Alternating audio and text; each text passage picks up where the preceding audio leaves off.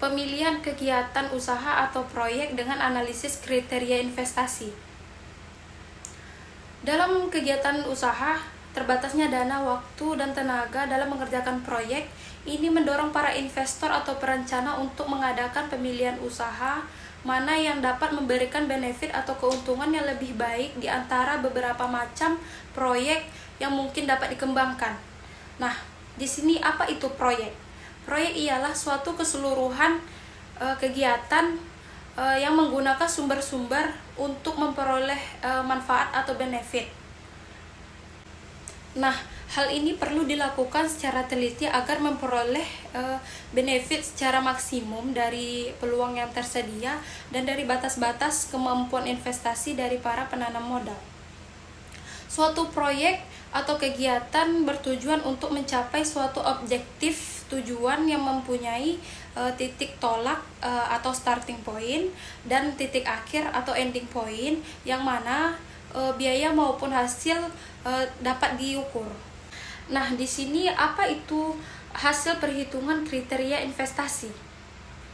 Hasil perhitungan kriteria investasi merupakan indikator dari modal yang diinvestasikan, yaitu berupa perbandingan antara total benefit yang diterima dengan total biaya yang dikeluarkan dalam bentuk present value selama umur ekonomis. Keputusan yang timbul dari analisis ini yaitu menerima atau menolak, memilih satu proyek atau beberapa proyek, atau menentukan skala prioritas dari proyek yang layak. Mungkin beberapa yang telah kita ketahui, pasti ya setiap para pelaku usaha pasti menginginkan laba yang tinggi dari kegiatan atau bisnis yang sedang dijalankannya. Mereka sebisa mungkin menghindari yang namanya kerugian dengan menggunakan analisis. Nah, analisis yang dapat dilakukan di sini yang pertama dengan mutually exclusive alternative project, yang kedua dengan crossover discount rate analysis.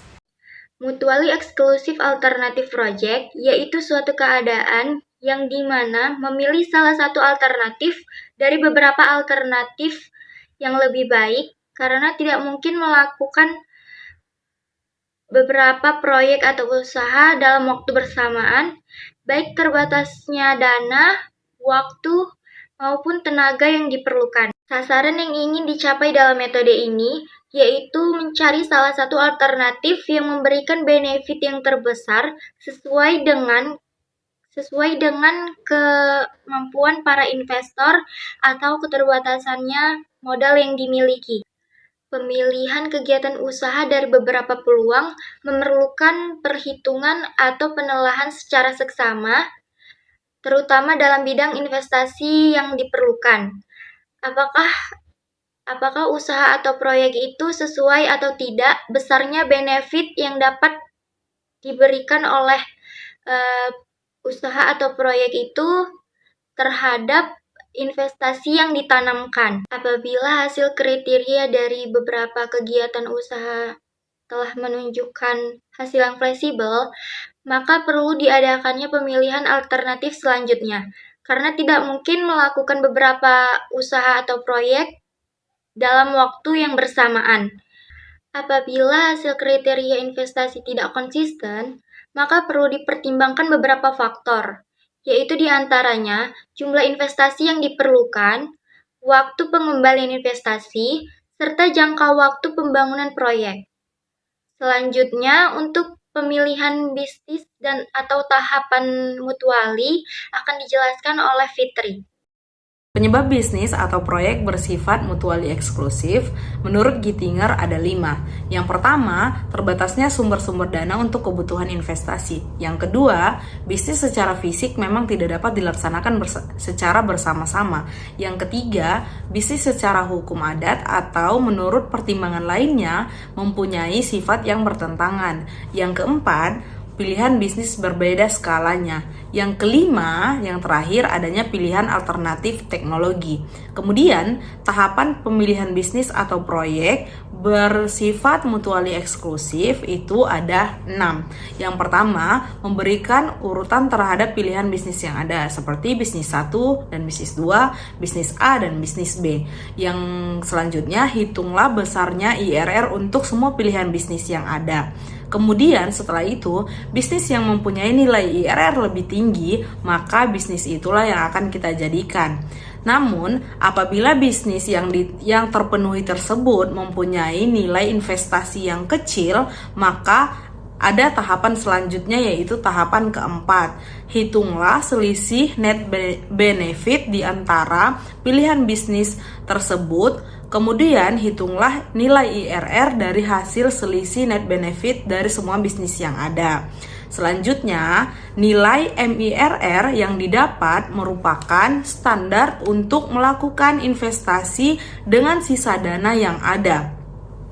Kemudian kita itu harus menentukan nilai IRR-nya harus lebih besar daripada nilai MIRR-nya. Kemudian yang terakhir, apabila ketentuan pada tahap sebelumnya yaitu tahap kelima tidak dapat dipenuhi, maka sebaiknya pilih saja bisnis dengan dana investasi yang paling besar walaupun nilai IRR-nya lebih kecil. Selanjutnya saya akan menjelaskan tentang internal rate of return, disingkat sebagai IRR. IRR itu dikenal sebagai indikator untuk mengetahui tingkat efisiensi dalam sebuah investasi. IRR itu sendiri artinya metode untuk menyamakan nilai investasi sekarang dengan menggunakan perhitungan kas bersih di masa yang akan mendatang atau net present value atau disingkat sebagai NPV. Bisa dilihat bahwa inilah rumus IRR dengan keterangan NPV 1, NPV terakhir bernilai positif, NPV 2, NPV yang berakhir bernilai negatif. Selanjutnya saya akan menjelaskan tentang Benefit Cost Ratio atau dikenal sebagai BC. Merupakan suatu ukuran perbandingan antara pendapatan dengan total biaya produksi sebuah proyek. Saya akan menjelaskan contoh soal mutually exclusive alternative project. Diasumsikan terdapat 3 proyek, yaitu proyek A, B, dan C, yang memiliki kriteria investasi yang tidak konsisten. Berikut cash inflow dan cash outflow dari ketiga proyek tersebut. Dilihat dari tabel berikut ini, masing-masing ketiga proyek memiliki total cost dan benefit yang berbeda dari tahun pertama hingga tahun ke-10. Pada proyek A, memiliki total cost sebesar 3.510 dengan benefit sebesar 5.425. Kemudian pada PTB memiliki total cost sebesar 1.515 dengan benefit sebesar 2.975. Kemudian pada PTC mempunyai total cost sebesar 875 dengan benefit 1.765. Setelah mengetahui cost outflow dan cash inflow dari ketiga proyek tersebut, maka dilakukan perhitungan kriteria investasi dengan social opportunity cost of capital sebesar 18%. Berikut hasil perhitungannya. Dilihat dari NPV-nya, proyek A itu lebih besar daripada proyek B dan C. Namun dilihat dari segi IRR itu, proyek C itu lebih baik untuk dikembangkan daripada proyek A dan B. Dengan demikian telah terbukti baik melalui perhitungan IRR maupun NPV, kombinasi antara bisnis A dan C itu memberikan manfaat yang lebih besar dan secara ekonomis akan lebih menguntungkan untuk dipilih. Crossover discount rate analysis adalah salah satu peralatan analisis yang digunakan jika social opportunity cost dalam suatu proyek sulit untuk diketahui akibat perubahan tingkat bunga atau pengaruh ekonomi. Jika dilihat dari NPV dengan berbagai discount rate yang digunakan, jumlah investasi yang besar tidak menjamin mendapat benefit yang besar juga. Hal itu bergantung kepada biaya operasi, pemeliharaan, dan benefit kotor yang diberi oleh proyek tersebut. Maka dengan mengetahui discount rate pada titik crossover, dapat dipilih proyek mana yang lebih baik untuk dikerjakan. Contoh soal, berikut disajikan tabel 3 yang berisikan perkiraan dari total cost, benefit dan juga net benefit untuk proyek A dan juga proyek B dengan tahun 0 sampai dengan tahun ke-10. Adapun jumlah total cost untuk proyek A yaitu 143, sedangkan untuk proyek B yaitu 132. Adapun jumlah benefit untuk proyek A yaitu 394, sedangkan untuk proyek B yaitu 343. Sedangkan untuk jumlah net benefit proyek A berjumlah 191, sedangkan untuk proyek B berjumlah 161.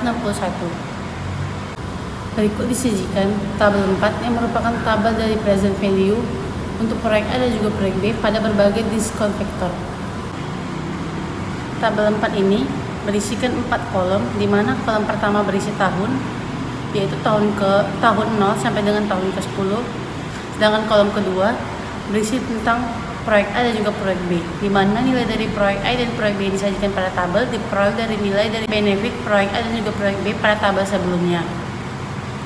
Kolom ketiga yaitu kolom discount factor, di mana pada kolom ini terdapat 5 jenis bunga. Yang pertama itu 15%, 18%, 21%, 25%, dan juga 30%. Di mana untuk mencari nilai dari discount factornya itu dapat kita gunakan rumus yaitu 1 ditambah I pangkat minus N. Sebagai contoh, kita mau mencari nilai dari discount factor untuk proyek A untuk tahun ketiga dengan suku bunga 15%, yaitu dengan cara memasukkan rumus 1 ditambah I yaitu 15% dipangkatkan dengan minus N atau minus 3, yaitu sama dengan 1 ditambah 0,15 pangkat minus 3 yaitu sama dengan 1,15 pangkat minus 3. Maka diperoleh hasil 0,6575.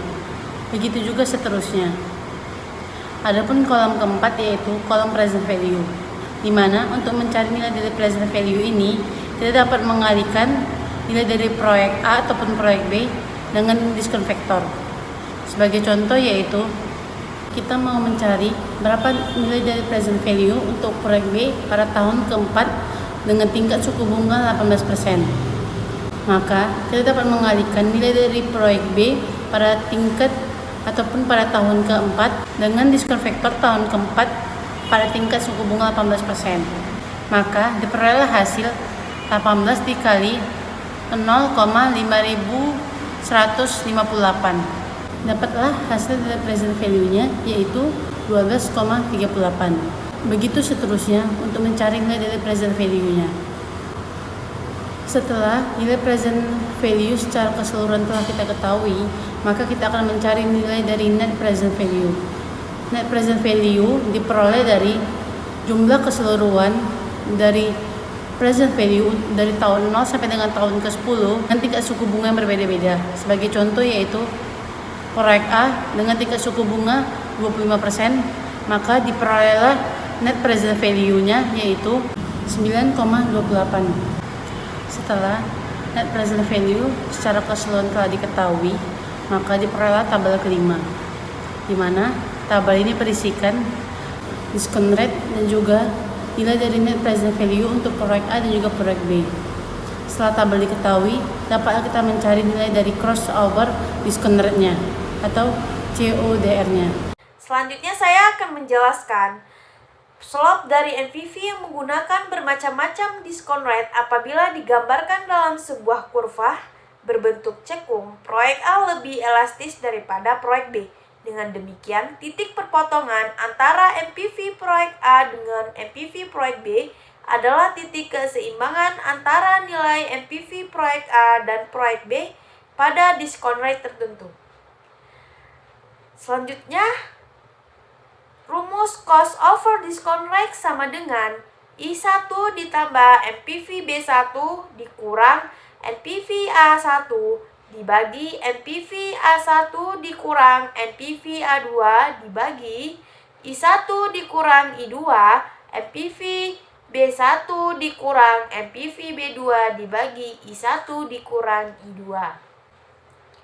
Cost over discount rate sama dengan 0,18 ditambah 29,50 dikurang 29,79 dibagi 29,79 dikurang 18,49 dibagi 0,18 dikurang 0,21 dikurang 29,50 dikurang 20,6 dibagi 0,18 dikurang 0,21. Total keseluruhan nilai cost over discount rate sama dengan 0,1847 sama dengan 18,47%. NPV sama dengan NPV A1 dikurang NPV A2 dikali I cost over discount rate dikurang I1 ditambah NPV A1 dibagi I1 dikurang I2. NPV sama dengan 29,79 dikurang 18,49 dibagi 0,18 dikurang 0,21 dikali 0,19 dikurang 0,18 ditambah 29,75. Nilai keseluruhan NPV sama dengan 25,98 juta. Berdasarkan pada hasil perhitungan crossover discount rate, proyek A dan proyek D, seperti pada kurva social opportunity cost of capital yang berlaku di masyarakat, jika nilai SOCC proyek A atau proyek B berada di atas cost over discount rate, maka SOCC yang berlaku di MASI berada di atas cost over discount rate 18,47%, berarti proyek B lebih menguntungkan. Sebaliknya, apabila SOCC lebih kecil daripada cost over discount rate, pilihan terhadap proyek A memberikan NPV besar daripada proyek B. Baik, telah selesai pemaparan dari materi yang telah kami sampaikan, yaitu tentang pemilihan kegiatan atau proyek dengan analisis kriteria investasi. Adapun kesimpulan dari materi tersebut adalah pemilihan proyek yang dapat memberikan benefit yang maksimum ditinjau dari kriteria investasi dapat dilakukan dengan cara memilih salah satu alternatif yang telah dijelaskan oleh teman-teman saya, yaitu mutually exclusive alternative project atau menggunakan crossover discount rate analysis. Adapun manfaat evaluasi proyek ini bagi pemilik proyek, yaitu untuk menentukan suatu proyek layak atau tidak untuk dilaksanakan atau diinvestasikan bagi pemilik modal. Selanjutnya, untuk menentukan suatu proyek layak didanai atau tidak bagi pemerintahan, serta menentukan suatu proyek layak atau tidak diberi izin atau direkomendasikan. Kita sebagai mahasiswa akuntansi dan penerus bangsa ini, kita wajib mempelajari ilmu investasi ini. Hal itu kita bisa wujudkan dengan membaca dan mempelajari ilmu investasi ini, yang dimana kita butuhkan dalam dunia kerja nantinya, atau maupun usaha-usaha mandiri yang kita laksanakan nantinya. Baik, semoga ilmu ini bisa bermanfaat bagi kalian semua, buat kita semua. Jika ada kekurangan maka kami mohon maaf. Saya akhiri dengan billahi fisabilil haq wastabiqul khairat. Wassalamualaikum warahmatullahi wabarakatuh.